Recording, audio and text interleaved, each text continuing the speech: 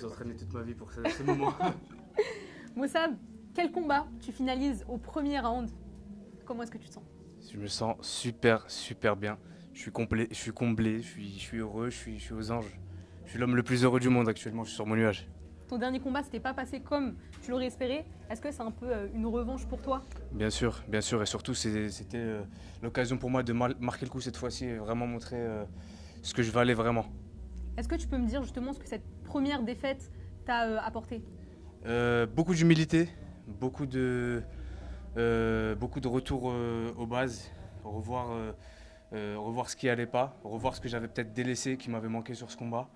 Et surtout le côté mental, le côté expérience, vraiment travailler sur tous les aspects du MMA, c'est-à-dire travailler avec une cage, travailler avec la stratégie de la cage, etc. Parce que c'est quelque chose qui me manquait beaucoup. D'ailleurs, ce soir, donc, pour revenir à ton combat, tu as affronté Alexandre Karol. Est-ce que tu peux un peu nous éclairer sur le game plan? On a vu que tu avais tenté une première fois l'étranglement. C'était pas passé, tu as retenté. Est-ce que c'était justement ça la stratégie? Non, je savais que, en fait, en vrai, je savais que, je l'avais déjà visualisé cet étranglement, je savais que ça pouvait passer parce que c'est une de mes soumissions favorites. Ouais. Sur ma défense de lutte au cage control, j'aime bien des fois venir saisir l'étranglement en single, juste pour obliger le mec à lâcher ma jambe ou lâcher le cage control. Des fois je soumets pas, des fois c'est juste un outil pour moi pour ressortir. Souvent ça arrive quand par exemple je prends avec le bras gauche, comme au départ en fait j'ai pris avec mon bras gauche, c'est mon bras un peu plus faible. Donc j'ai du mal à finir avec ce bras. Donc ce que j'ai fait, c'est que quand j'ai senti que voilà, il n'y avait plus et que j'allais juste me cramer, j'ai lâché, j'ai repris de la distance pour essayer de restraquer un peu. Et puis la deuxième fois quand ça s'est présenté, c'était le bras droit.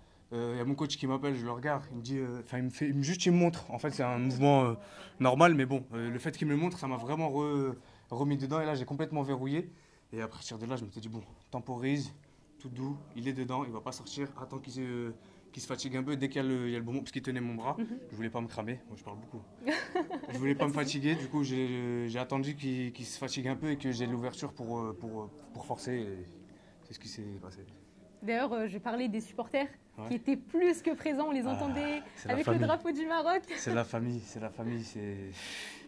Franchement, tout ce que je fais, c'est eux qui m'inspirent beaucoup. Je les inspire aussi, mais ils ne savent pas, ils m'inspirent énormément. Que ce soit ma famille, mes amis, mes partenaires d'entraînement, mes petits du club, etc. Mais c'est comme mes petits frères. Et c'est un honneur pour moi de les représenter, de les rendre fiers.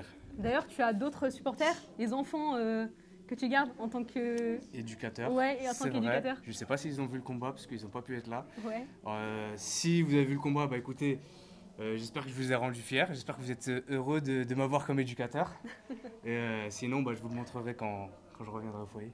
Génial, merci beaucoup Moussab. Je t'en prie, c'est un honneur.